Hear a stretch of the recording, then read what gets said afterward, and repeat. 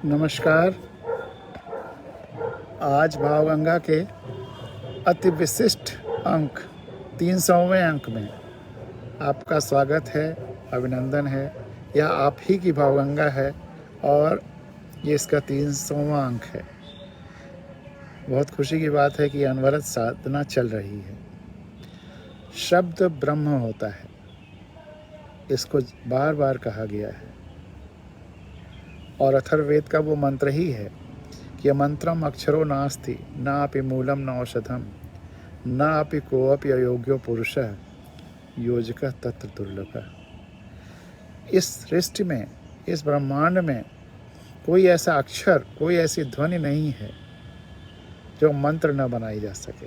और मन क्या है?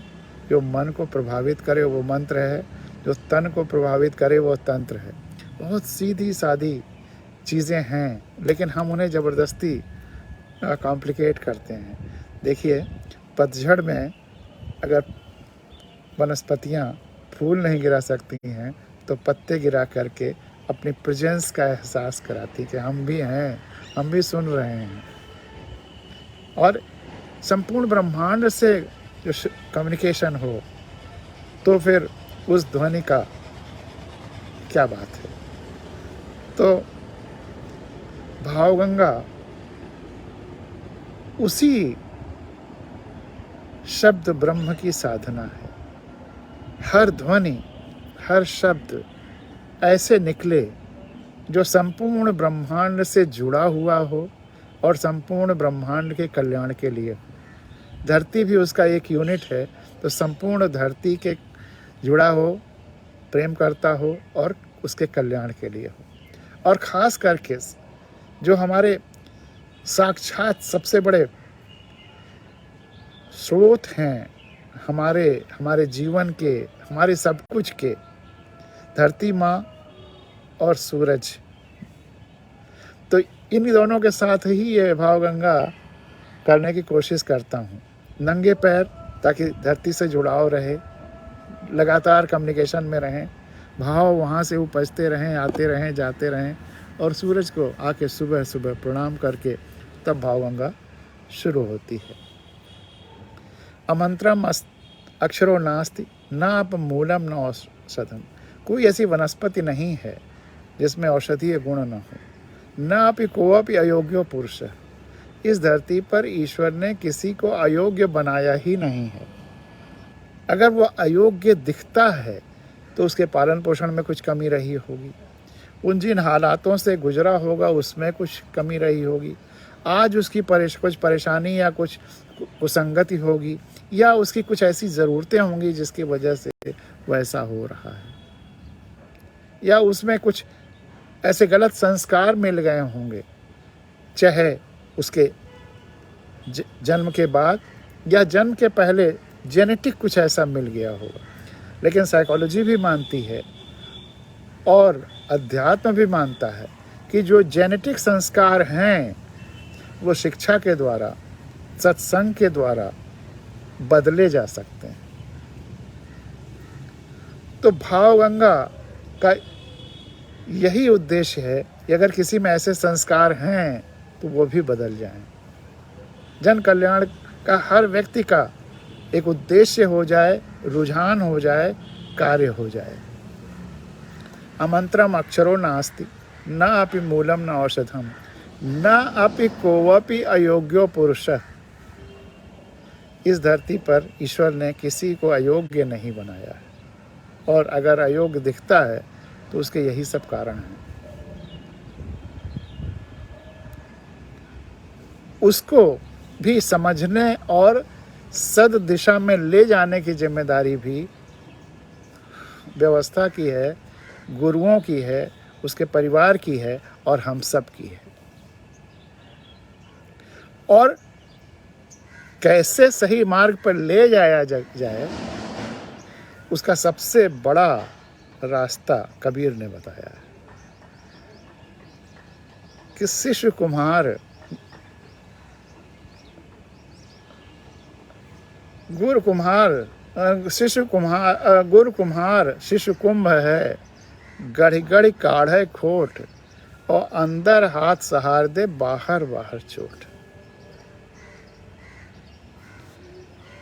जिसको भी आप बदलना चाहते हैं उसके लिए आप गुरु हैं, और वो कुंभ है, घड़ा, और आप उसके कुम्हार हैं। तो गुरु कुम्हार शिशु कुंभ है, और गढ़ी गढ़ी काढ़े खोट। उसकी कमियां निकालनी है, दूर करनी है। तो खोट कैसे निकालेगा? अगर आप उसे केवल दंड देंगे तो वो टूट जाएगा। आपको किसी को तोड़ना नहीं है, रिएक्टिव नहीं बनाना है कि आप कुछ ऐसा बोल दें कि वह फिर आपको ही उल्टे हिट करने लगे। रिएक्टिव नहीं बनाना, प्यार से संभालते हुए। अगर आप उसको थपथपाते भी हैं, जरा सी थाप भी देते हैं, जरा भी तनाव या कष्ट देते हैं, तो उसको खुद अपने हाथ पे महसूस करिए, उस पर मत छोड़िए, नहीं तो वो टूट जाएगा, दब जाएगा, डिशेप हो जाएगा, उसका रूप गलत हो जाएगा। तो ऐसा रखिए कि चोट आप ही बर्दाश्त करें। जब यह इस भावना से हम किसी को सुधारने की कोशिश करती हैं तो यह असंभव है कि वह न सुधरे, असंभव है। तो गुरु कुम्हार शिशु कुंभ है, गड़ी गड़ी काढ़े खोट, और अंदर से हाथ सा सहारा। जो चोट भी देता है वो खुद ही बर्दाश्त करता है दूसरे हाथ पे, उस पे नहीं छोड़ता। अंदर हाथ सहार दे, बाहर बाहर चोट। तो इस तरह से हमें परिवर्तन की कोशिश करनी है। तो अमंत्रम अक्षरो नास्ति नापि मूलम नाशदम। चिड़िया आ गई, सामने बैठी हुई है, पीछे भी बैठी हुई है। गढ़ी गढ़ी गुरु कुमार शिशु कुंभ है, गढ़ी गढ़ी काढ़े खोट, और अंदर हाथ सहार दे, बाहर बाहर चोट। तो अथर्ववेद के मंत्र पर हम लोग चर्चा कर रहे थे। मंत्रम अक्षरो नास्ति नापि मूलम न औषधम नापि कोऽपि अयोग्यो पुरुषः योजकः तत्र दुर्लभः। अयोग्य पुरुष कोई नहीं, एक सही योजनाकार मुश्किल है, एक सही योजनाकार दुर्लभ है। कैसा योजनाकार? जो सबके गुणों को पहचानता हो और उसको उसके उचित स्थान पर आगे बढ़ाने की कोशिश करे। गुण के स्थान, गुणों को पहचाने। हर व्यक्ति, जिसमें ऊपरी तौर पर कितने भी दुर्गुण दिखते हों, लेकिन उसके गुणों को पहचाने, उसको आगे बढ़ाने की कोशिश करे। और अगर दुर्गुण है कुछ तो उसको फिर कबीर के उस दोहे के अनुसार उसमें भी वो दुर्गुणों को हटा करके गुण पैदा करने की कोशिश करे। ऐसा योजनाकार दुर्लभ। भावगंगा की सतत तपस्या साधना यही रही है कि यह खुद ऐसी योजनाकार बने, भावगंगा योजक बने, योजक तत्र दुर्लभ। तो एक ऐसा योजनाकार भावगंगा बने खुद, और हजारों लाखों ऐसे योजनाकार का उदय हो, इसके लिए कोशिश करे। इसके माध्यम से हजारों लाखों योजनाकार तैयार हों, जिससे पूरी धरती खुशहाल हो जाए। उसके लिए सतत प्रयास आवश्यक है। तो शब्द ब्रह्म की साधना का यह एक फलक है भावगंगा।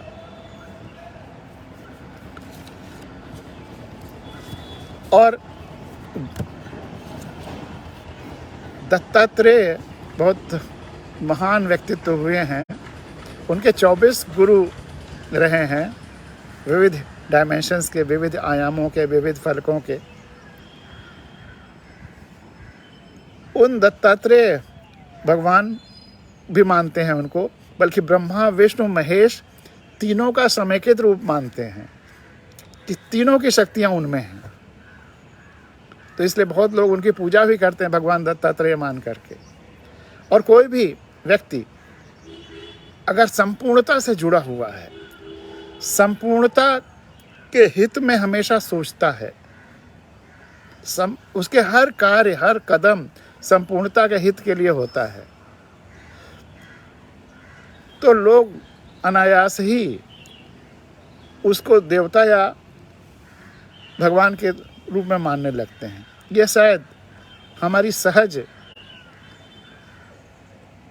आस्था है। हम तलाश करते रहते हैं कि कोई व्यक्ति मिले तो जिस पे हम अपनी आस्था रखें, व्यक्ति मिलता ही नहीं है।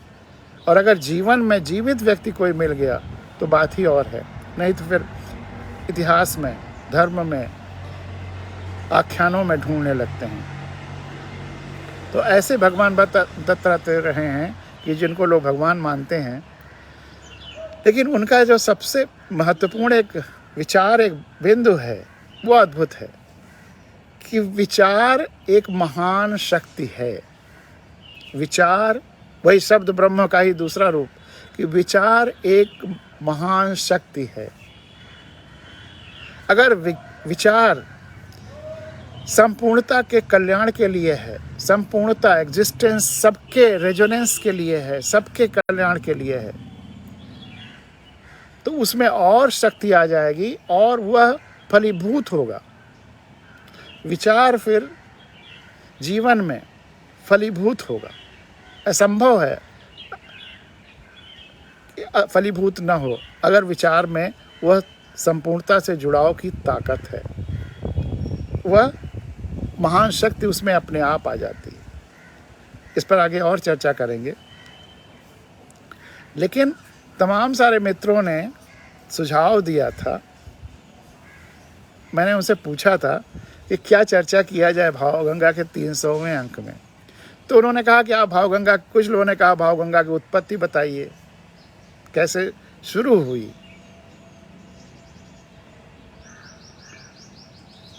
तो उस पर भी चर्चा होनी जरूरी है थोड़ी सी।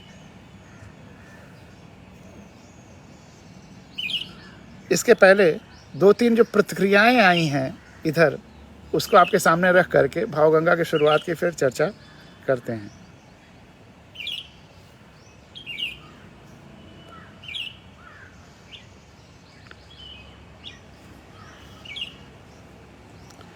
शारदा जी ने लिखा है पिछले अंक के बारे में कि शायद इतनी बेबाक भावगंगा सुनने को नहीं मिली।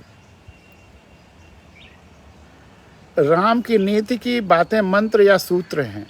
राम के नीति की बातें मंत्र या सूत्र हैं। जब मैंने कहा था, राम ने कहा था, राजा जब हुए और सबकी सभा बुलाई, तो उन्होंने पहली बात यह कही थी कि आप सब, अगर मैं कोई गलत काम करूं तो भय विसरा करके मुझे टोकिए, मुझसे कहिए।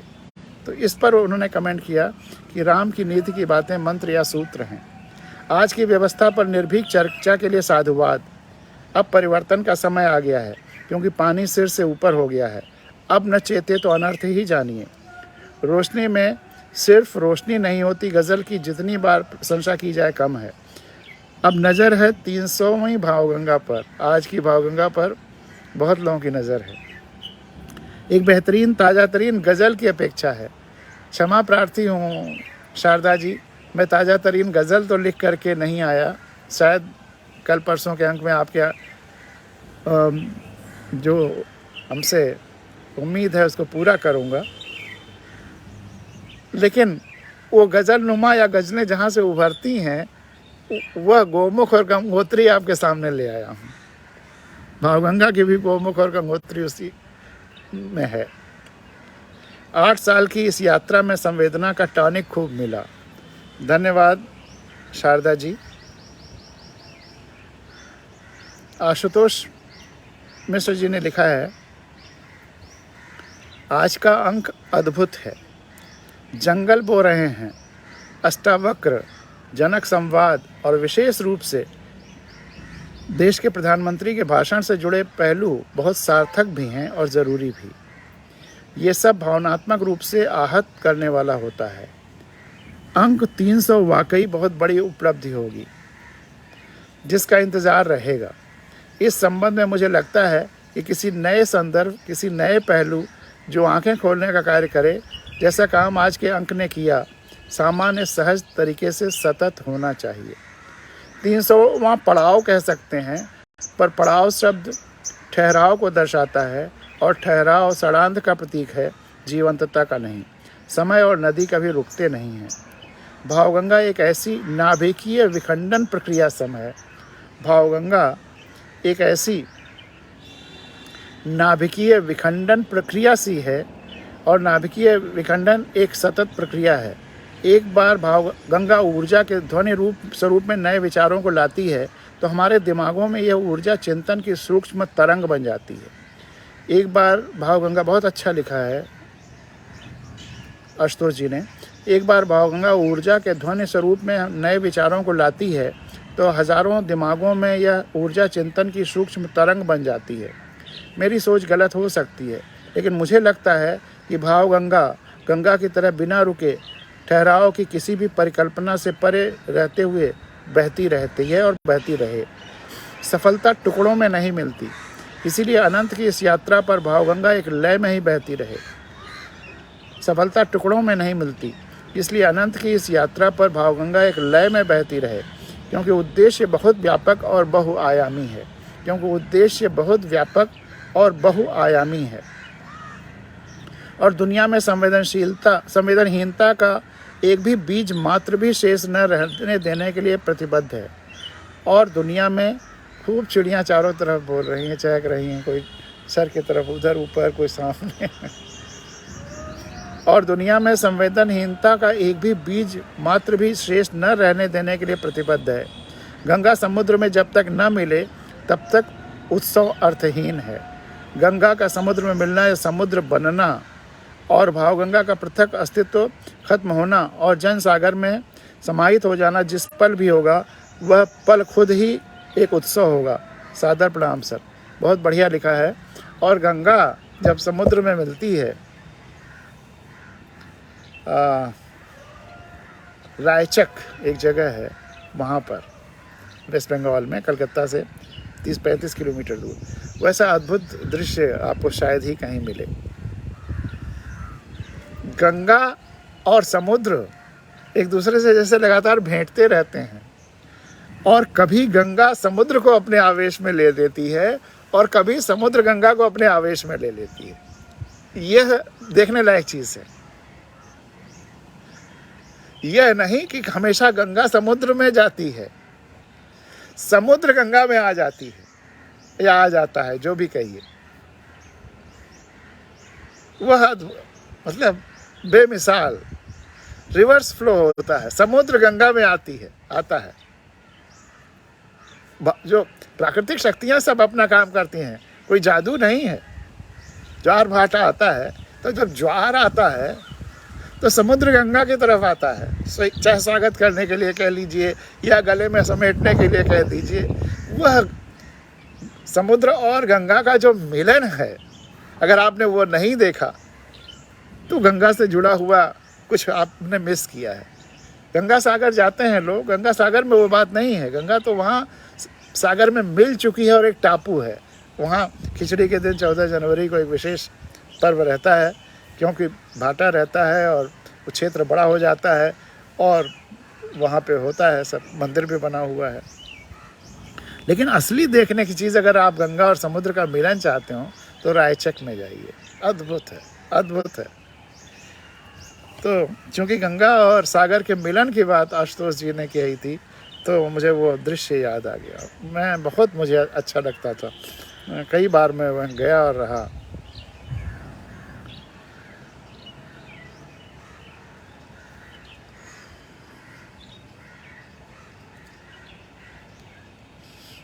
आर.डी. तिवारी जी ने लिखा है, भावगंगा की प्रतीक्षा बराबर रहती है, किंतु कुछ कारणों से नियमित नहीं हो पा रहा हूँ। आज की बहुआयामी भावगंगा को एकांत एवं समग्र भाव से सुनना प्रेरणादायक लग रहा है। बहुत से स्पष्ट संदेश दे रही है आज की भावगंगा। हम जंगल बो रहे हैं संपूर्ण मानव विकास की कहानी है, जो कि समय के साथ आत्मघाती स्वरूप ले चुकी है। प्रकृति और समाज का यथार्थ चित्रण चेतावनी और सावधान दोनों पर प्रकाश डाल रहा है। राष्ट्रपति के अभिभाषण पर गिरीश जी ने बहुत ही संयत तरीके से अनुशासित इनकलाब की अवधारणा के अनुरूप सब कुछ कह दिया है। सोशल मीडिया की प्रतिक्रियाएं भी हैं, किंतु भावगंगा एक युग प्रणेता की भूमिका में है। जो कुछ हो रहा है उसे पॉलिटिकल प्रोसेस के रूप में देखकर निर्धारित मार्ग पर और सतर्क और सक्रिय रहना है। संवेदना, जड़, आकाश, सबको जोड़ती अनूठी गज़ल, 300वें अंक की प्रतीक्षा में, सविनय, आर.डी. तिवारी जी। धन्यवाद आर.डी. तिवारी साहब। तो ये प्रतिक्रियाएं रहीं, ये लोगों की उम्मीदें रहीं भावगंगा से। क्या क्या कसौटियां हैं जिन पर भावगंगा को खरे उतरना है, उसकी तरफ भी संकेत है, डायरेक्ट इनडायरेक्ट। और अब मैं आपको 1996 से जो डायरियाँ तो मैं दर्जा 6 से लिख रहा हूँ, कई बार मैंने कहा हुआ है। और अब डायरियाँ बहुत पुरानी भी हो गई हैं, ढेरों में पूरे ट्रंक भर डायरियाँ भरी हुई हैं। लेकिन चूंकि लोगों ने कहा था कि भावगंगा कब से शुरू हुई, तो उस पर चर्चा तो बाद में करेंगे। पहले मैं ये दिखाना चाहता हूँ। देखिए, यहाँ पे अनुभूति गंगा और भावगंगा लिखी हुई है। अनुभूति गंगा और भावगंगा, क्योंकि 4 कैमरे से रिले हो रहा है, तो चारों में दिख जाए इसकी कोशिश कर रहा हूँ।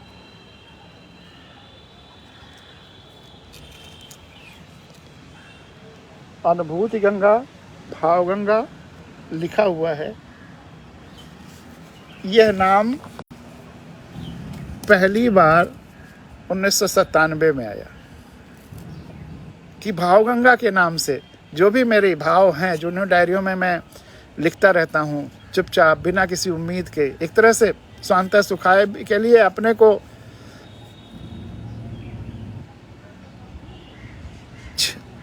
अपने को बनाने के लिए, अपने को सही रास्ते पर लाने के लिए, हमसे कोई गलती ना हो, हमारा हर कदम हर सांस संपूर्ण ब्रह्मांड के साथ रेजोनेंस में हो, प्रकृति के साथ रेजोनेंस में हो, धरती के साथ रेजोनेंस में हो।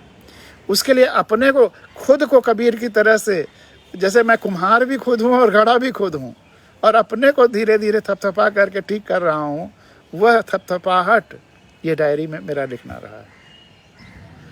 यहीं पर 97 में आई कि जो यह इतना लिखा है, और उसमें जब दूसरे लोगों को साहित्य के रूप में आने लगा, दूसरे लोगों ने देखा, इन्हीं से साहित्य उपजा, अच्छा लगा लोगों को, तो मैंने कहा कि फिर साहित्य के स्वरूप में तो जा ही रहा है, ओरिजिनल फॉर्म में कुछ भाव, मतलब ये डायरी से ही कुछ भाव, ओरिजिनल चीज़ें निकाल करके, कोटेशंस निकाल करके, अंश निकाल करके एक किताब के रूप में लोगों के सामने आए। तब ये सब माध्यम नहीं था कि लोगों के सामने सीधे सीधे मेरे शब्दों में ही चीज़ें जाए, ये सुविधा ही नहीं थी। तो ये कल्पना थी, ये किताब ऐसी आए और उस किताब का नाम या तो भावगंगा रखी जाए या अनुभूति गंगा रखी जाए, जहाँ सरल प्रवाह हमारे इन्हीं डायरियों में लिखे हुए भाव, जो दत्तात्रेय के शब्दों में कि शब्द एक महान शक्ति है या एक सबके कल्याण के लिए एक मंत्र है, वह बन जाए, जिसमें कोई भेदभाव ना हो। और अगर संपूर्ण सत्य हो, 100% सत्य हो, 99% भी नहीं हो, और अगर कहीं किसी को कहीं पर कोई विरोध हो कि यह इसमें गलत है, तो उसका स्वागत रहे और उसको दुरुस्त कर लिया जाए। एकदम खुला हुआ, हमेशा करेक्शन के लिए भी तैयार, कहीं कोई ज़बरदस्ती नहीं है कि हाँ इसी को सत्य सिद्ध करना है। जो सत्य है वही कहना है, और जो सबके कल्याण के लिए है वही कहना है, जो सार्वभौमिक है वही कहना है। उस चीज़ के लिए एक शब्द ध्यान में आया कि भावगंगा के रूप में इसको, या अनुभूति गंगा के रूप में ये पब्लिश हो। ये तो शुरुआत हुई गंगोत्री 97 में। लेकिन उसके भी पहले डायरियाँ दर्जा 6 से लिख रहा था, तो उस समय डायरियाँ मुझे, मेरे पास पहली डायरी जो मिली वो भाई साहब ने 68 में दी। ये छोटी सी डायरी, भाई साहब गोरखपुर में बैंक में काम करते थे, मैं वहाँ उनके साथ जब पढ़ने आया तो 9th क्लास में मुझे उन्होंने ये बड़ी डायरी खुद रख लेते थे, अपना लिखते पढ़ते रहते थे, छोटी सी डायरी 9th क्लास में जब मैं था तब उन्होंने दी। दर्जा 6 से जो डायरियाँ लिखता था वो कागज़ की डायरियाँ खुद सिल करके नोटबुक बनाता था, उसमें लिखता था। फॉर्मलाइज एक डायरी के फॉर्म में डायरी 68 में जब मैं दर्जा 9 में था तब शुरू हुई। उसका इस पे लिखा भी हुआ है एक, इसमें अब वह छोटा सा बच्चा दर्जा 8 का क्या लिखेगा। ये भाव की गंगोत्री तो वो थी भाव गंगा की, लेकिन गोमुख यहाँ है जहाँ से ये बूंदों के रूप में ट्रिकल कर रही है। अब ये छोटा सा दर्जा 9 का बच्चा क्या लिखेगा। दिवस कार्य 1968 के जून में शुरू हुआ। जून 1, अब उसमें डायरियों में जो डेट हैं उसी के अनुसार चीज़ें लिखी जा रही हैं। बाद में तो इतने बड़ी बड़ी राइटिंग्स होने लगी किसी दिन, तो डेट जिस दिन जितना स्पेस है एक डेट का उतने में नहीं आएगा तो फिर वो मटेरियल नहीं होगा, डेट डाल करके लिखने लगा।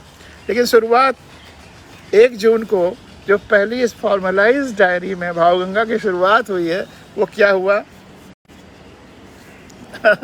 मैं अपने उस समय गांव में गया हुआ, जून में गर्मी की छुट्टी थी। प्रातः 4:30 बजे उठा। अब उस समय भी उतने भाव नहीं आ रहे हैं, घटनाएं ज़्यादा हैं। 7 बजे तक प्रारंभिक कार्य समाप्त हुआ। प्रारंभिक कार्य मतलब रूटीन का, जो रोज ब्रश करना, ये करना, वो करना, नाश्ता करना।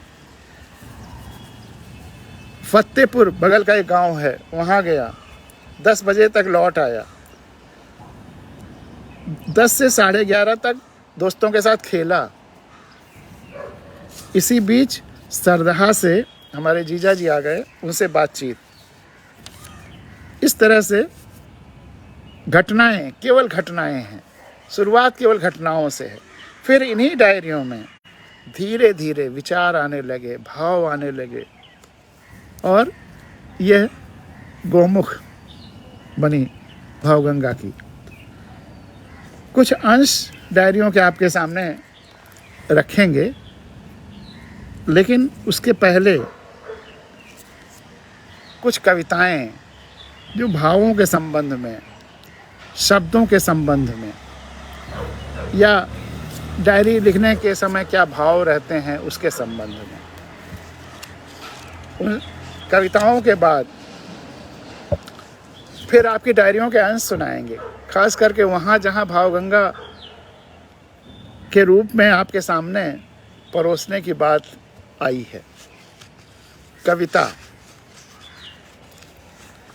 कविता अक्षर नहीं है कागज़ के। कविता, ये मेरे धरती जानती है काव्य संग्रह से कुछ कविताएं विचारों के बारे में, भावों के बारे में, भावों की शक्ति के बारे में। कविता अक्षर नहीं है कागज़ के, आवाज़ भी नहीं है मेरी, बल्कि कविता है वो हलचल, बल्कि कविता है वह हलचल, वह तरंग जो उठती है तुम्हारे अंदर, जो उठती है तुम्हारे अंदर।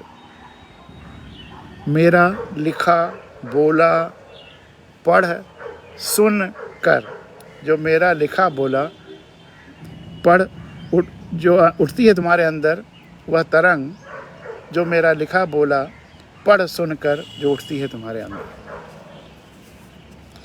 मेरी डायरी, मेरी डायरी साहित्य नहीं है, या भावगंगा, जो भी कह लीजिए। जब मेरी डायरी साहित्य नहीं है, जब मैं अपनी डायरी लेकर साहित्यकारों की गली से गुजरा, तो लोग मुझे अजीब व गरीब नज़रों से घूरने लगे।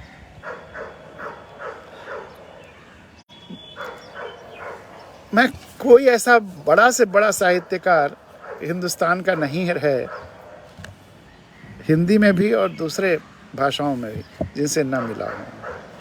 ढूंढ ढूंढ के सबसे मिला।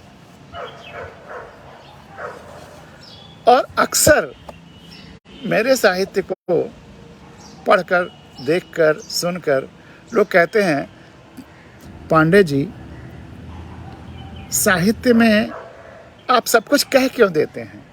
कुछ पाठक के ऊपर सोचने के लिए छोड़ दिया करिए कि उसमें जो कुछ भी अपना फिल इन द ब्लैंक्स कर ले।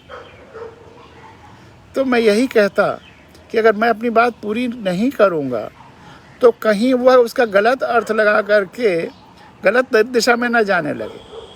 अगर हमारी चीज़ें ख़ास तौर से इंगित करती हैं लोगों को आंखें खोलने के लिए, सत्य के तलाशने के लिए, तो वह सत्य की तलाश और खुली आंखें इसकी तरफ प्रेरणा देने के लिए सारा कुछ सही सही पूरी तरह से कह देना ज़रूरी है। मैं उनको अधर में नहीं छोड़ना चाहता कि अभी आंखें उनकी बंद हैं या आंखों पर पट्टी बंधी है और वह फिल इन द ब्लैंक्स के रूप में उसमें थोड़ा अंधेरा भर लें। मैं उसके लिए उनको नहीं भटकाना भरमाना चाहता, कबीर की तरह से पूरी बात कह देना चाहता हूँ। अगर थोड़ा भी असर हुआ, धीरे धीरे भी असर हुआ, तो वह बहुत होगा।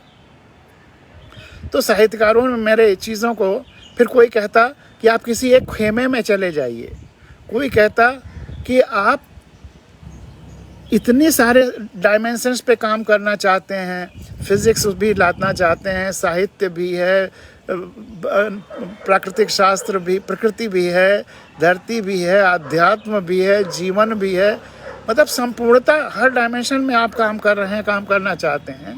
इससे आप बिखर जाएंगे, आपकी शक्तियाँ बिखर जाएंगी।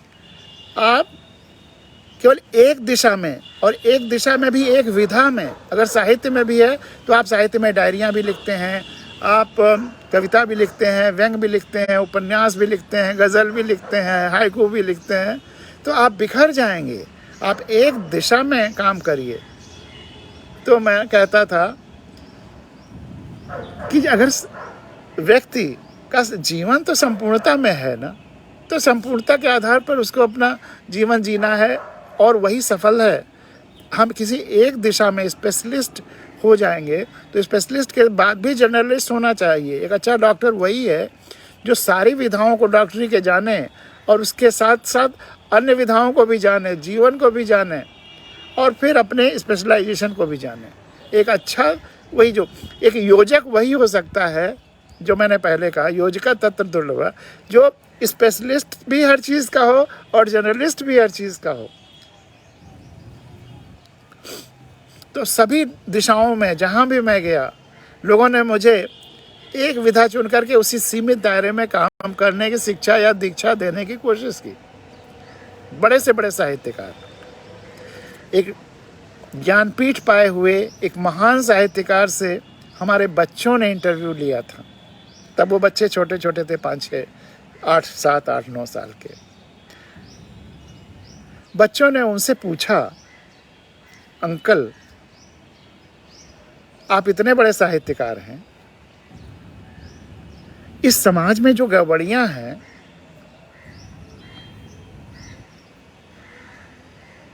उनको दूर करने के लिए आप क्या कर रहे हैं? वो कुछ भी कह देते, यही कहते कि मैं अपने कलम के माध्यम से उसे दूर करने की कोशिश कर रहा हूँ या लोगों को मैं चेता रहा हूँ, लोग अपनी आंखें खोलें। उनका पलायन सुनकर के उस दिन मुझे बहुत तकलीफ हुई। बच्चों ने उसको उस समय वीडियो रिकॉर्डिंग थी नहीं, ऑडियो रिकॉर्डिंग भी की थी उनके उस वार्तालाप की जो बच्चों ने उनका इंटरव्यू लिया था। उन्होंने कहा था, बेटा ये सवाल प्रधानमंत्री से पूछो।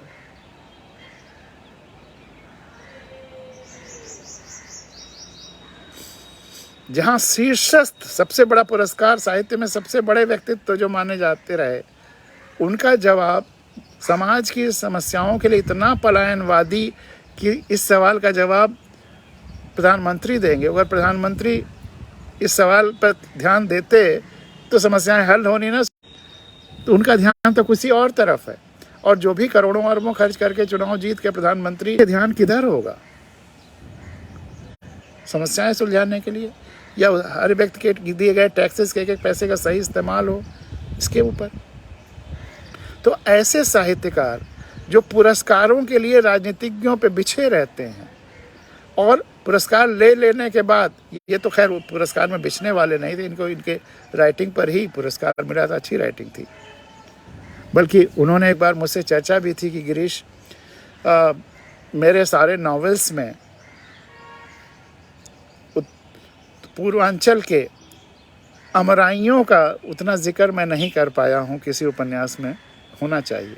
मैंने अपने अंग्रेज़ी के नावल में win win win the orphan में उन अमराइयों का जिक्र किया है, उनके सपने को पूरा करने की कोशिश की है। बहरहाल, तो जब मैं मेरा साहित्य डायरी साहित्य नहीं है, जब मैं अपनी डायरी लेकर साहित्यकारों की गली से गुजरा तो लोग मुझे अजीबोगरीब नज़रों से घूरने लगे कि एक ख़ास विधा में बात करने की जगह पे ये सबकी बात करता है, एक ख़ास नज़रों से, बल्कि राय देने लगे, कंडेम करने लगे। मुझसे कहते कि एक विधा साध लो, तो मैंने कहा एक विधा साधने से क्या होगा? तो कहा तब तुम्हें अखाड़े में कोई पछाड़ नहीं पाएगा। मैं उनसे कहता न तो मैं किसी को पछाड़ना चाहता हूँ, न मैं अखाड़े में हूँ, मैं तो सर्व कल्याण के लिए लेना चाहता। तो यहाँ तरह तरह के अखाड़े बन गए हैं हर विधाओं में, चाहे वो पुरस्कार के लिए हो, चाहे वो मीडिया में साधने के लिए हो, अनेक डायमेंशंस में अखाड़े तैयार हैं हर जगह। तो लोग मुझे अजीबोगरीब नज़रों से घूरने लगे। मेरी डायरी मनोविज्ञान भी नहीं है। जब मनोवैज्ञानिकों ने देख पढ़ा तो मुझे पागल करार दे दिया। वही मेरी कविता ही है कि जब तक मेरे सपने सच नहीं हुए थे मुझे पागल या सिजोफ्रेनिक कहा गया, और जब सच होने लगे तो मुझे भविष्य दृष्टा या विजनरी। तो बहुत सारा समय आज ही फैसले नहीं देता, बहुत सालों बाद फैसले देता है। बुद्ध के बारे में भी फैसला उनके जीवन काल में नहीं हुआ, फैसला होता ही जा रहा है जैसे जैसे समय बढ़ रहा है। लोग उनकी शिक्षाओं को, उनकी बातों को और गहराई से महसूस करते हैं। मेरी डायरी दर्शन भी नहीं है। जब दार्शनिकों ने देखा तो मुझे दर्शन देना बंद कर दिया, क्योंकि दर्शन में भी फिर वही खांची बाची है, और एक दिशा में बढ़ जाते हैं तो बढ़ते ही चले जाते हैं, फिर उसमें करेक्शन की बात नहीं सोचते। अगर वैज्ञानिक प्रयोगों ने कुछ नया सत्य उजागर किया है तो उसके हिसाब से फिर दर्शन को चेंज नहीं करते, क्योंकि अब उनका स्पेशलाइजेशन दर्शन ही हो गया है। लेकिन अगर जो स्पेशलिस्ट होगा वो दर्शन भी जानेगा, फिजिक्स भी जानेगा, क्वांटम मैकेनिक्स भी जानेगा, केमिस्ट्री भी जानेगा, वनस्पति शास्त्र भी जानेगा, हर विधा में काम करेगा, हर विधा के लिए खुला रहेगा, और सबको एक दूसरे के आधार पर टेस्ट भी करता रहेगा और अंतिम सत्य की तलाश भी करता रहेगा। तो मुझे पागल करार दे दिया। मेरी डायरी दर्शन भी नहीं है। जब दार्शनिकों ने देखा तो मुझे दर्शन देना बंद कर दिया। मेरी डायरी धर्मशास्त्र भी नहीं है। जब धर्मगुरुओं ने पढ़ा तो छी राम राम कहने लगे।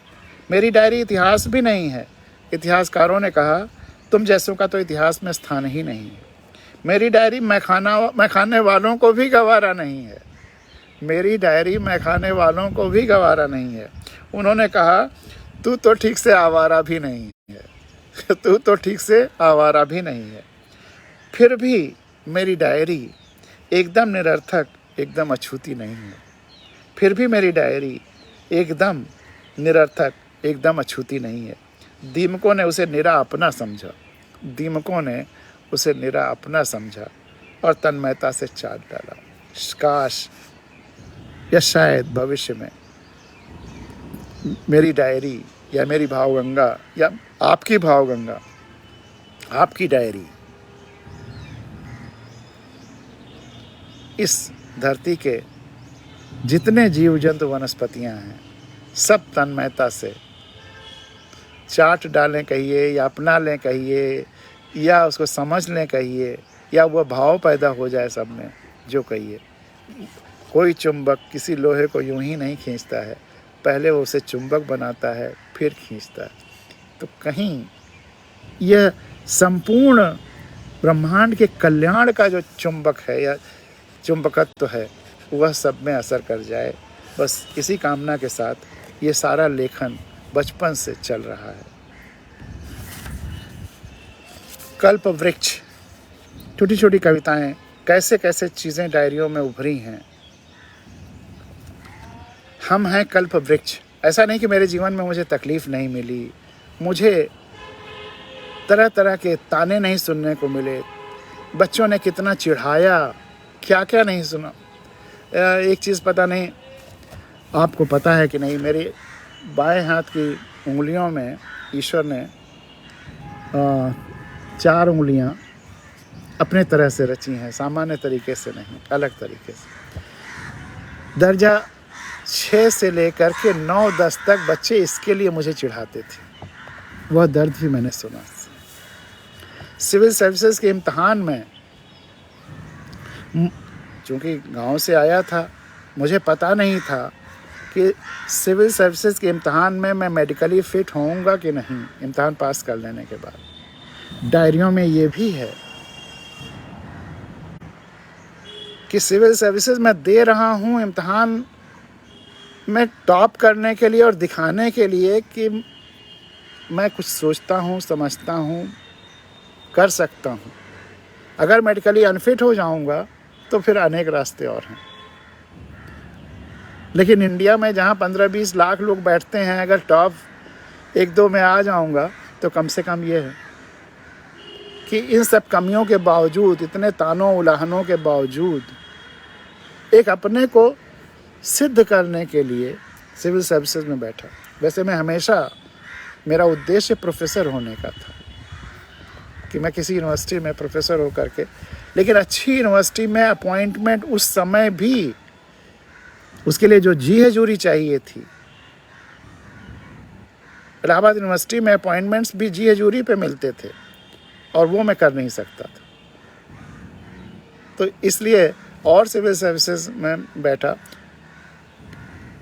उस समय भाई साहब अमेरिका चले गए थे डॉक्टर हो करके, और वो कह रहे थे 69 में अमेरिका चले गए थे कि तुम MSc करके यहीं आ जाओ। लेकिन मैंने कहा कि नहीं, अगर सिविल सर्विसेज सिलेक्शन होगा तो मैं जीवन भर इस देश के लिए, इस देश को बचाने के लिए कार्य भी करूंगा और विचारधारा भी तैयार करूंगा। वो भी भावगंगा का हिस्सा था।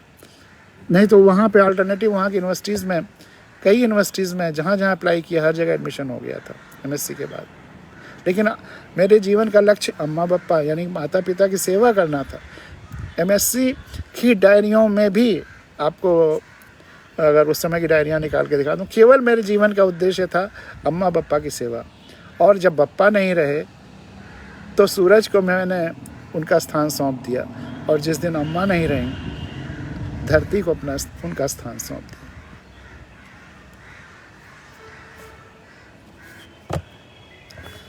तो चोटें बहुत लगी हैं।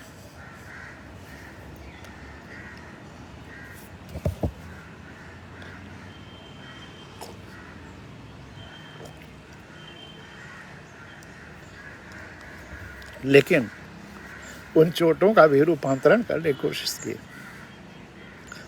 और रूपांतरण करते करते वो प्रक्रिया भी लिखता चला गया डायरियों में। कल्प वृक्ष, हम हैं कल्प वृक्ष।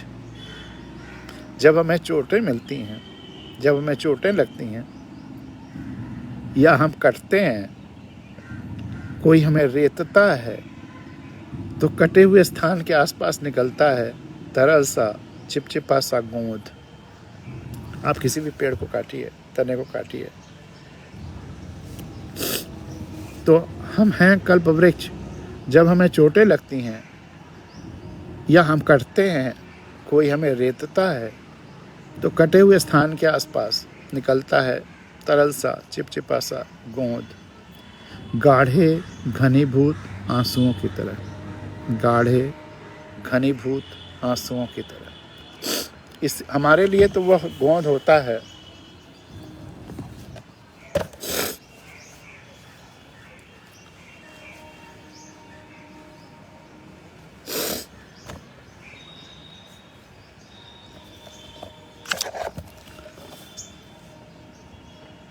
हमारे लिए तो वो गोंद होता है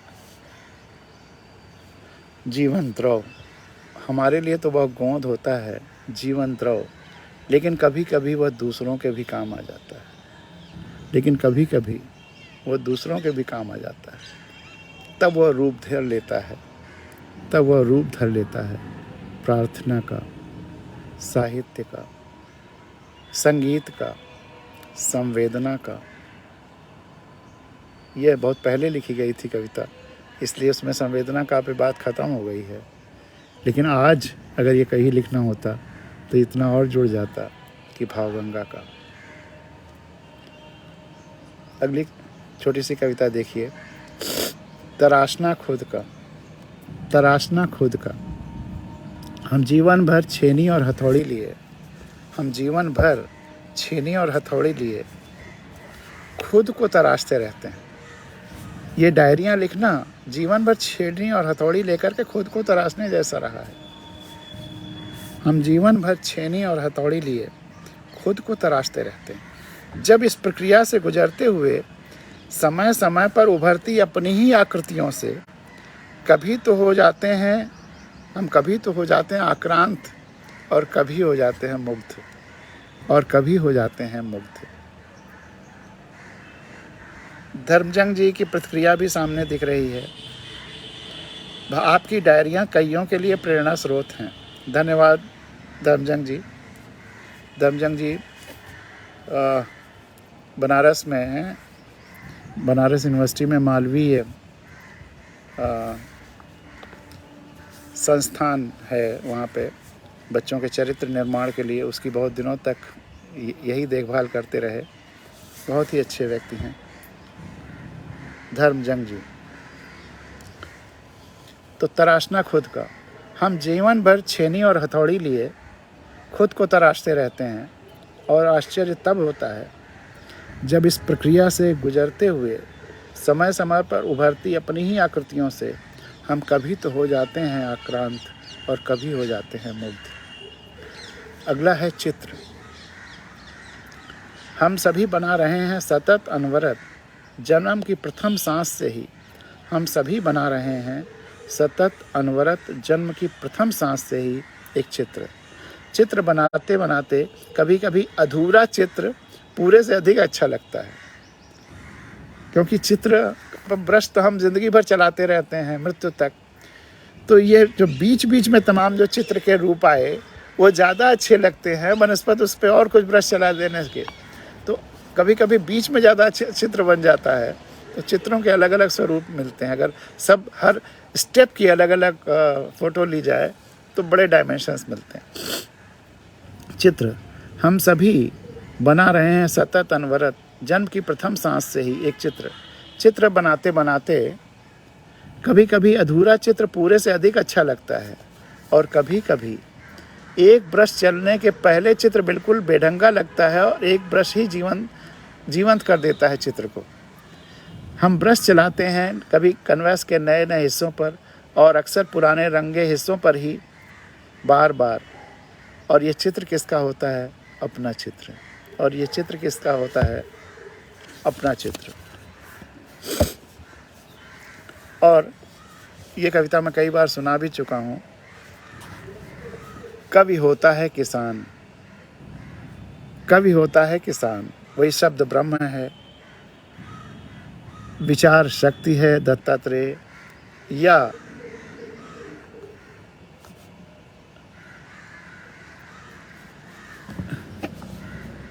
क्यों नहीं विश्वास। ये कविता देखिए। तुम्हें क्यों नहीं होता विश्वास कि शब्द या कविता जल भी हो सकती है जो बिना किसी भेदभाव के बरस सकती है। कविता जल भी हो सकती है जो बिना किसी भेदभाव के बरस सकती है। कविता पवन भी हो सकती है जो सबको बिना किसी भेदभाव के जगा सकती है, सुला सकती है या रोमांचित कर सकती है। कविता अग्नि भी हो सकती है जो बिना किसी भेदभाव के ऊष्मा दे सकती है, उत्तेजित कर सकती है।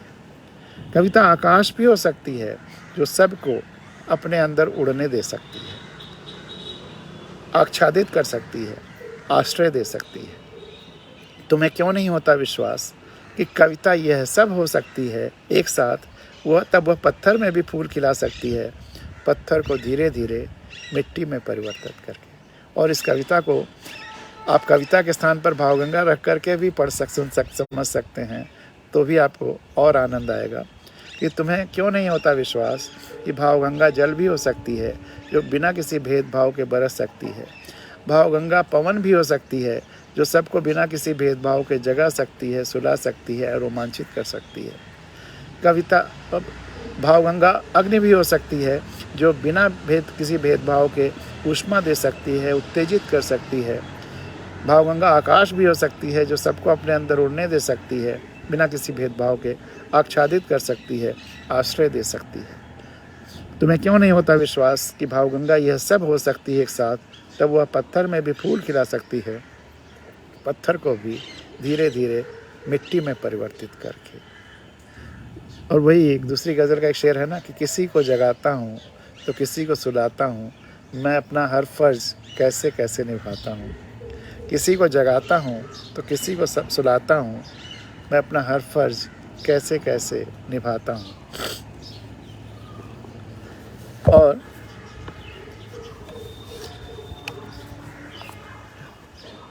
एक दो और देखिए। मेरी कविता सद्य अभी ताज़ा ताज़ा जुते हुए गेहूं के खेत में कुछ चिन्ह विरल। मेरी कविता सद्य जुते हुए गेहूं के खेत में कुछ चिन्ह विरल, जिसमें ढेले वगैरह ख़त्म हो गए हैं, अब वो तैयार है फसल के लिए। खेत में निरंतर चल रहे समय और परिस्थितियों के पाटे और हल,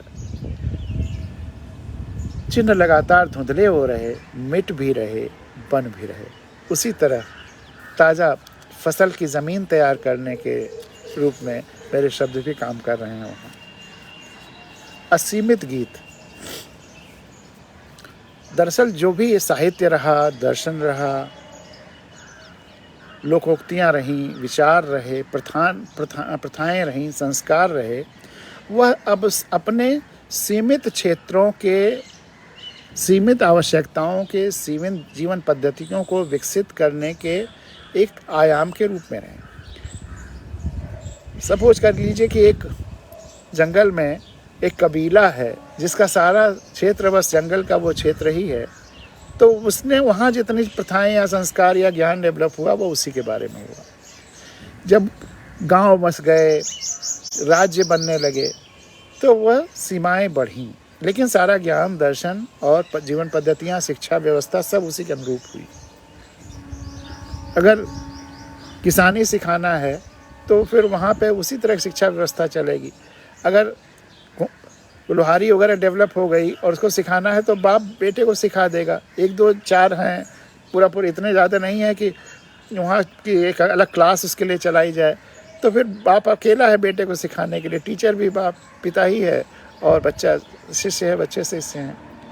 तो वो सब अपने अपने जितनी चीज़ें हैं आज, वह अपने अपने आवश्यकताओं के क्षेत्र और समय की आवश्यकताओं के अनुसार विकसित हुए।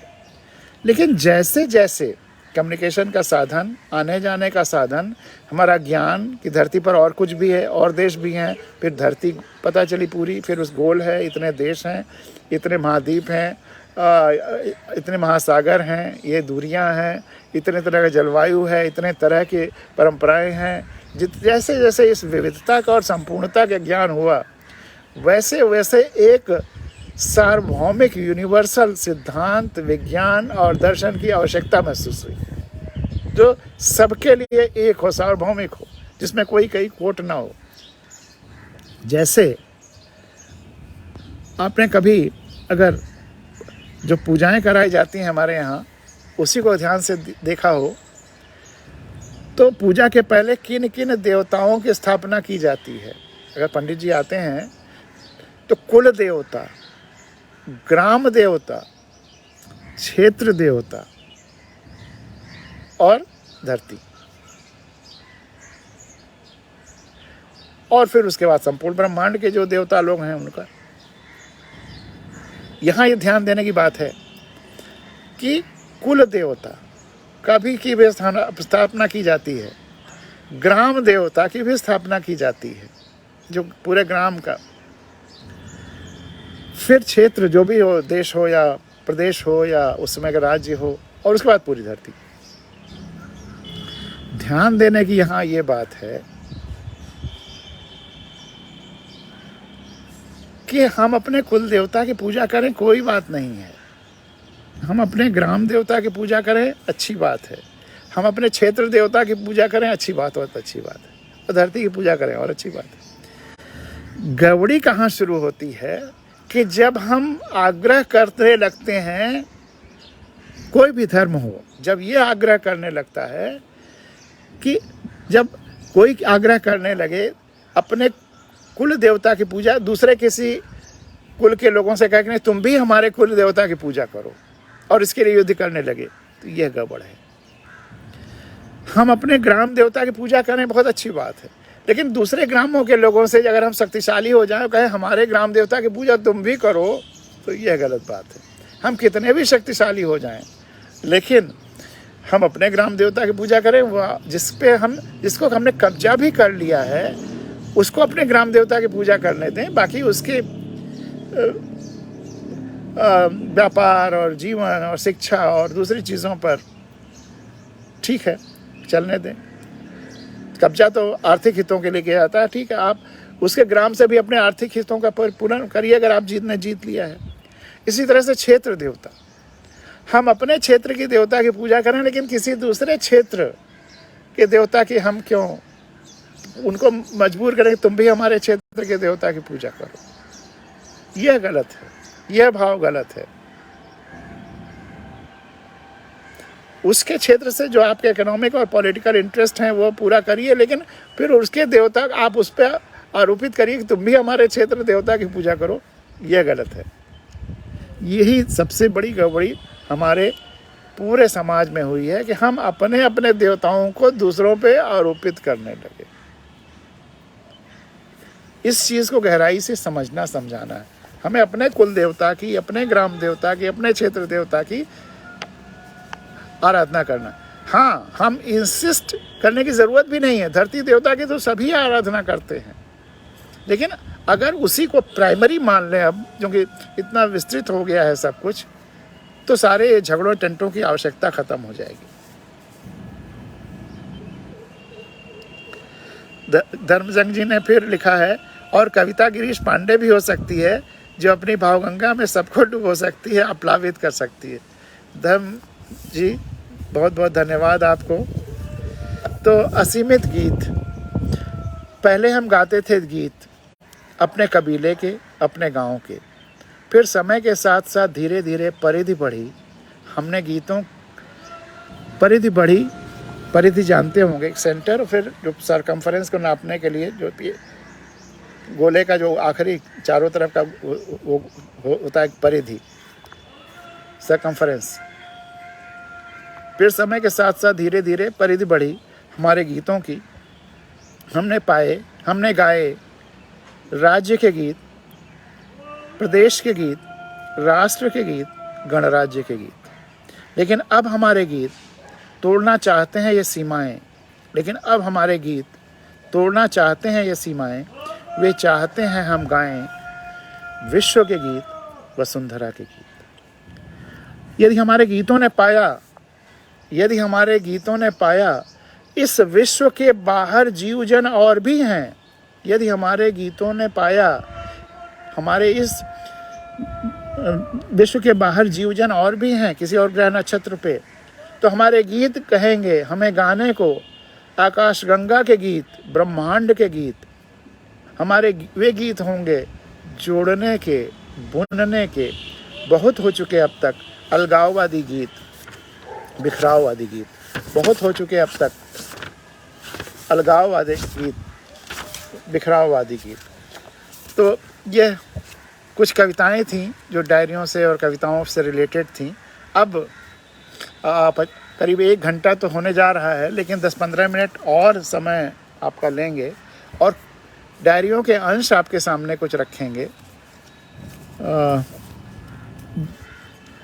कैसी कैसी चीज़ें किस तरह से, कितना आत्मनिरीक्षण और क्या क्या होता रहा, कैसे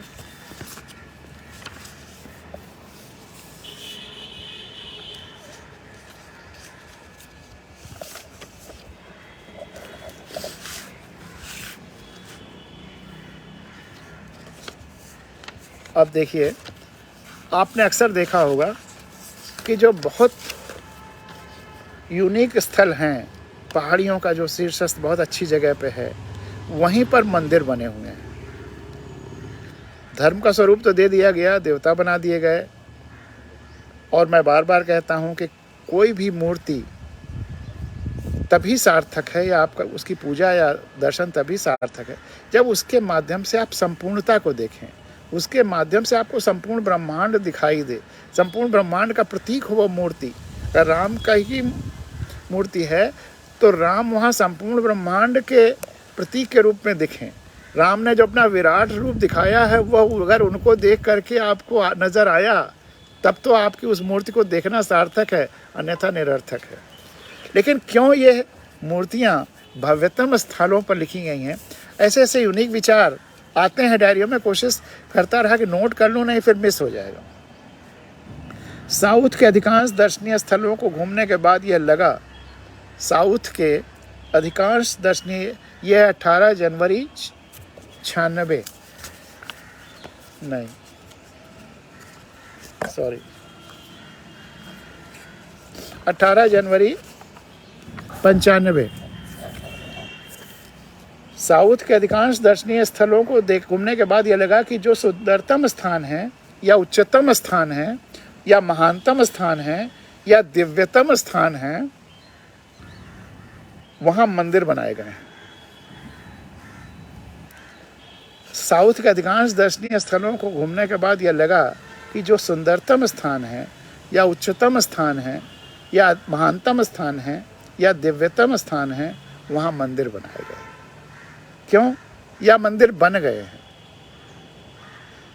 मंदिर बनने का अर्थ है या उस स्थान का सार्वजनिक हो जाना। मंदिर बनने का अर्थ है उस स्थान का सार्वजनिक हो जाना।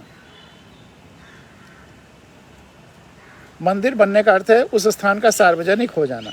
जो श्रेष्ठतम स्थान है वह किसी एक व्यक्ति होकर न रहें, वह प्राइवेट होकर न रह जाए, उसे सामाजिक होना पड़ेगा, नहीं तो लड़ाइयाँ होंगी। जब एक ही धर्म के लोग हैं और वहाँ मंदिर बन गया, फिर लड़ाई नहीं होगी। लेकिन वह तो जब फिर किसी और दूसरे धर्म के लोग आए और वह आरोपित करने के लगे कि हम अपने क्षेत्र देवता को तुम्हारा भी क्षेत्र देवता बना देंगे, तो फिर वह लड़ाई और संघर्ष शुरू हो जाता है। ये भाव मिटाना है, समझना होगा कि वो हमारे क्षेत्र देवता है, इनके क्षेत्र देवता अलग हो सकते हैं, वो अलग पनपे हैं, लेकिन ये कुल देवता, ग्राम देवता, क्षेत्र देवता, यह सबके ये सार्वभौमिक नहीं है, ये ईश्वर नहीं है, ये देवता लोग उससे छोटी कैटेगरी के लोग हैं। संपूर्णता, संपूर्ण ब्रह्मांड में व्याप्त जो जीवंत विराट शरीर है वही ईश्वर है, वह संपूर्णता ही ईश्वर है, वही गॉड है, वही अल्लाह है, या वही ब्रह्मांड ब्रह्म है। लेकिन हम छोटे छोटे देवताओं की पूजा में इतने उलझ जाते हैं, और संकट तब होता है जब अपने छोटे देवता को बड़े देवता से बड़ा सिद्ध करने की कोशिश करते हैं। यह सबसे बड़ा विरोधाभास इस हमारी सभ्यता में है। यह मिटेगी जब हमारी आँख खुलेगी। तो मंदिर बनने का अर्थ है उस स्थान का सार्वभौमिक हो जाना। जो श्रेष्ठतम है वह किसी भी एक व्यक्ति का होकर न रह जाए या नहीं रह सकता, वह प्राइवेट नहीं रह सकता, उसे सार्वजनिक होना पड़ेगा, अन्यथा युद्ध होंगे और फिर युद्ध के बाद उसे सामाजिक होना पड़ेगा। तो इसीलिए जो भव्यतम या दिव्यतम या बहुत रोमांचकारी स्थल हैं, वहाँ पे अक्सर मंदिर मिलते हैं, दिव्य मंदिर मिलते हैं।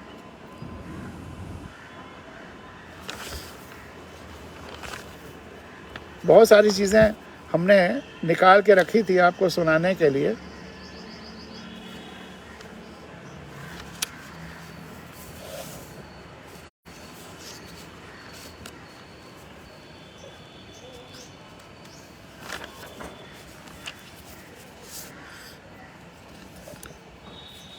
कुछ आज दो चार और सुनाते हैं। नहीं, कल की भावगंगा भी 300वें अंक के 301वां अंक 300 से जुड़ा हुआ, और वो भी विशिष्ट ही रखने की कोशिश करेंगे।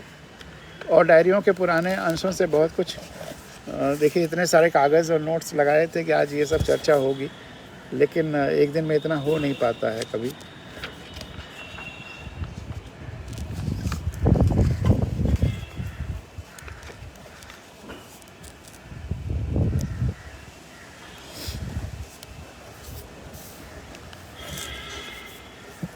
3 जून 96 को लिख रहा हूँ। गुरु क्या है? कबीर दास जी ने इसकी बड़ी अच्छी परिभाषा दी है। गुरु गोविंद दो खड़े काके लागू पाए, बलिहारी गुरु आपकी गोविंद दियो बताए। अर्थात गुरु वह है जो गोविंद को बता दे, गोविंद से परिचय करा दे। गोविंद यहाँ वही विराट का एक शब्द विराट के लिए ही है, कृष्ण व्यक्ति के रूप में नहीं, ब्रह्म एक दिव्य या संपूर्ण स्वरूप के लिए जब अपना उन्होंने विराट रूप दिखाया था। तो अर्थात गुरु वह है जो गोविंद को बता दे, गोविंद से परिचय करा दे, आपको गोविंद की तरफ ठेल दे, धकेल दे, थोड़ा सा पुश कर दे, सरका दे, उंगली का सहारा देकर मार्ग देकर, धक्का देकर थोड़ा ईश्वर की तरफ ठेले। तो गुरु केवल एक व्यक्ति, शिक्षक, मास्टर या गाइड ही नहीं हो सकता। तो गुरु केवल एक व्यक्ति, शिक्षक, मास्टर या गाइड ही नहीं हो सकता। वे तमाम रास्ते, मार्ग, परिस्थितियाँ या वे तमाम फैक्टर जो आपको गोविंद तक, ईश्वर तक पहुँचने के लिए सहयोगी हैं, कैटलिस्ट हैं, उत्प्रेरक हैं, वे सब गुरु हैं। इसीलिए दत्तात्रेय अनुकरणीय हैं कि जहाँ जहाँ से आपको आपकी आंखें खुलें, जिस डायमेंशन में, वह सब आपके गुरु हैं। जो भी आपको संपूर्णता की तरफ ले जाए वह आपका गुरु है। और जो आपके आंखें बंद करे, जो संपूर्णता की जगह पर सीमितता सिखाए, वो गुरु नहीं हो सकता। खास करके मेडिकल साइंस में जो लोग बहुत सीमित होकर के इलाज करते हैं, डॉक्टर लोग, उनको खास तौर से ज़्यादा ज़रूरत है संपूर्ण दृष्टि की, ऐसे गुरुओं की।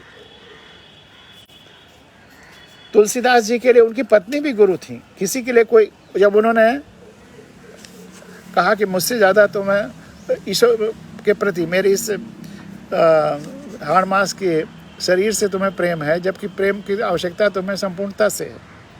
किसी के लिए कोई पेड़, कोई चिड़िया, कोई घटना, कोई जीव जंतु या कोई ध्वनि साक्षात्कार या कुछ भी गुरु हो सकता है। गुरु के लिए कोई व्यक्ति होना ज़रूरी नहीं है, और हर वह चीज़ रिस्पेक्ट के काबिल है जो हमें गोविंद से साक्षात्कार कराने में सहयोगी है, अपनी आँखों से चश्मा हम हटाने में सहयोगी है। और सद्गुरु तो ईश्वर का ही नाम है। कभी कभी जैसे ईश्वर की प्रार्थनाओं में खूब विभोर हुआ, खूब आंसू आए। डिमैलो की साधना पुस्तक भी पढ़ा, उसमें भी कुछ चीज़ें अच्छी लगीं। वैसे मुझे भी एक योग्य गुरु की तलाश है। अब लिख रहा हूँ, मुझे भी एक योग्य गुरु की तलाश है। भगवान की कृपा होगी तभी मिलेगी।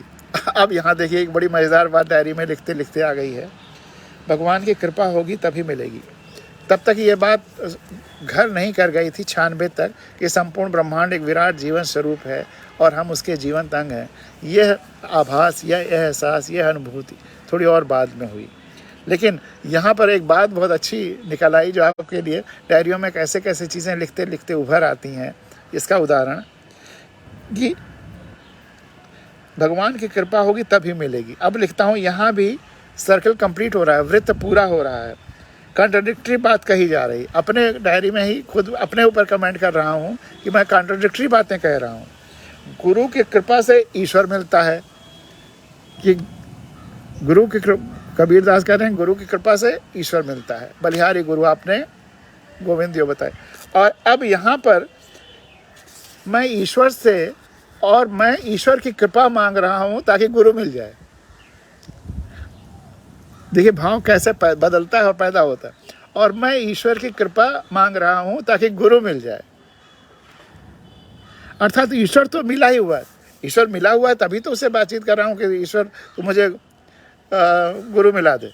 तो ईश्वर मिला हुआ है, तो अगर ईश्वर मिला हुआ है और कृपा, उसकी कृपा से गुरु मांग रहा हूँ, और कहाँ गुरु की कृपा से ईश्वर मांग रहा हूँ कि वो ईश्वर से मिला दे, तो ये बड़ा भारी कॉन्ट्रडिक्शन या विरोधाभास है। अर्थात ईश्वर तो मिला ही हुआ है, गुरु चाहिए। लेकिन जब ईश्वर मिला ही हुआ है तो गुरु की क्या ज़रूरत। बहुत सारी चीज़ें हैं, बहुत ढेर सारे पॉइंट्स निकाले हैं इसी तरह के, बड़े मज़ेदार, विचित्र और कहीं कहीं एकदम से आश्चर्यचकित करने वाली चीज़ें लिखते लिखते आ जाती हैं। 1 घंटे 10 मिनट हो गए हैं, तो आज यहाँ पे भावगंगा को विराम देते हैं। आप सबको नमन करता हुआ, प्रणाम करता हुआ कि आप ही भावगंगा के को जन जन तक ले जा रहे हैं, आप इसका आनंद ले रहे हैं और आप सबसे ये ज़रूर आग्रह है कि चूँकि सब्सक्राइबर्स की संख्या अगर और बढ़ जाएगी, थोड़ी सी 940 के करीब पहुंच गई है, अगर 1000 हो जाएगी तो इसका यूट्यूब के माध्यम से भी प्रचार प्रसार और तेज़ हो जाएगा। तो यूट्यूब पे सब्सक्राइब ज़रूर करिएगा, गिरीश पांडे चैनल। ई नहीं लिखता हूँ या पांडे नहीं लिखता हूँ या केवल पांडे लिखता हूँ, तो सब्सक्राइब ज़रूर करिएगा। और कुछ मित्रों ने कहा था कि पुराने सारी अंकों की समरी करिए, कुछ ने कहा कि कुछ संकल्प होना चाहिए। तो इतना ज़्यादा फॉर्मलाइज़ करने की हम आवश्यकता नहीं हमें महसूस होती। भावगंगा जैसे बह रही है, अनवरत रूप से बहती रहे। आपकी भाव आप हमें लिख कर के भेजते रहें और उनको भी इस भावगंगा में सम्मिलित किया जाए। और संकल्प, बस एक ही संकल्प, और क्या संकल्प है कि संपूर्ण हमारा हर कदम, संपूर्ण परिवार, समाज, प्रकृति, धरती, देश, धरती और ब्रह्मांड के कल्याण के लिए हो। एक ही कसौटी है कि इन सारे लोगों के कल्याण के लिए हो, बस हर कदम। तो यही भावगंगा है, यही संकल्प है, यही विचार है, जो भी कह लीजिए। और ये विचार में शक्ति निश्चित होगी और यह आगे के समय में पूरे समाज और राजनीतिक व्यवस्था में परिवर्तन की गंगोत्री बनेगी, इसमें कोई शक नहीं है। क्योंकि इसके अलावा कोई इलाज भी नहीं है। यह दुनिया की सारी समस्याओं का इलाज है। आज जो लाइलाज समस्याएं मानी जाती हैं, चाहे वो आतंकवाद की हो, बिना सुने फैसला कर लेना। जब आप सबको सुन के फैसला करेंगे, आतंकवाद ख़त्म हो जाएगा। चाहे धर्मों का उफान हो, जब लोग आंखें बंद रखेंगे तो धर्मों का उफान होगा। जहाँ संवेदना और आंखें खुली और दिखा कि हम अपने क्षेत्र देवता को दूसरे के क्षेत्र देवता पे क्यों आरोपित कर रहे हैं, तो वो भी ख़त्म हो जाएगा। और जैसे जैसे पढ़ाई आएगी, वैज्ञानिक सोच आएगी, वैसे ही ये धर्म की कट्टरता जाएगी और धर्म के आधार पर जो लूट मार का खेल है वह ख़त्म होगा। और जब हम सरल तरीके से रहने लगेंगे, धरती के परिप्रेक्ष्य में सोचने लगेंगे, तो हम जो बहुत ज़्यादा इस्तेमाल कर रहे हैं, जो ग्रीड के हिसाब से अपने बहुत ज़्यादा लोभ के हिसाब से जी रहे हैं, धरती पर बहुत ज़्यादा जो भार डाल रहे हैं, पेड़ों पौधों वनस्पतियों का जो इस तरह से दोहन कर रहे हैं या नष्ट कर रहे हैं, वह सब समाप्त होगा और हमारी धरती बच जाएगी। तो इसके लिए हमें दूसरों को समझने समझाने की ज़रूरत है और अपनी सोच को भी संतुलित रखने की ज़रूरत है। एक कविता और सुनाकर तब अपनी बात ख़त्म करेंगे कि हमें दूसरे को वही कबीर की तरह से समझाना है। लड़ाई लड़ करके नहीं समझाना है, दबाव डाल करके, चोट दे के नहीं समझाना, उस चोट को खुद बर्दाश्त करते हुए समझाना है और दूसरों को समझना भी है। अगर कोई कुछ गलत बोल रहा है या कह रहा है, तो वह एक माउथपीस है जो गलत बोल रहा है। उसके पीछे की कितनी शक्तियाँ जिम्मेदार हैं जो वह बोल रहा है। उसके संस्कार, उसके जीन्स, उसके परिवेश, उसकी शिक्षा, उसका धर्म, कितनी चीज़ें जिम्मेदार हैं जो आज वो बोल रहा है। और हर जगह खामियां हो सकती हैं। तो असत्य और सीमाएं, यह कविता सुनाकर आज मैं अपनी बात यहाँ ख़त्म करूँगा। कोई व्यक्ति असत्य नहीं बोल रहा है, कोई व्यक्ति असत्य नहीं बोल रहा है, हर कोई अपनी सीमाएं बता रहा है। कोई व्यक्ति असत्य नहीं बोल रहा है, हर व्यक्ति अपनी सीमाएं बता रहा है। कोई अपने ज्ञान की सीमा, कोई समझ की, कोई सुनने की, कोई बोलने की, कोई देखने की, कोई सुनने की, कोई सुख दुख की, कोई सोच की, कोई लोभ की, कोई लाभ की, कोई आयु की, कोई मन की, कोई शरीर की, कोई सुरक्षा असुरक्षा की, कोई भय की, कोई संस्कार की, कोई व्यक्तित्व की, कोई धर्म की, कोई अपने धर्म की। सार्वभौमिक धर्म होता तो असत्य बोलता ही नहीं। तो कोई धर्म की, कोई अपने ईश्वर की, कोई अपनी सीमाओं की सीमा बता रहा है, और कोई अपने सीमाओं की सीमा बता रहा है। कोई व्यक्ति असत्य नहीं बोल रहा है, हर कोई अपनी सीमाएं बता रहा है। तो आवश्यकता है कि एक ऐसा दर्पण उसे दिखा दिया जाए कि वह अपनी सीमाएं समझ ले। भावगंगा ऐसी दर्पण बन जाए, यही कामना है। और इसीलिए मैं आप सबसे हमेशा अनुरोध करता हूँ कि भावगंगा में कहीं कोई असत्य का पुट, कहीं कोई ऐसी बात जिसमें संशोधन की ज़रूरत हो, जो सत्य की कसौटी पर और सार्वभौमिकता, यूनिवर्सलिटी के कसौटी पर खरा न उतरे, तो ज़रूर मेरे सामने मुझे बताइए, टोकिए, ताकि उसका परिष्कार किया जा सके। आज आपका दिन बहुत शुभ हो, इसी कामना के साथ बहुत बहुत धन्यवाद, बहुत बहुत धन्यवाद।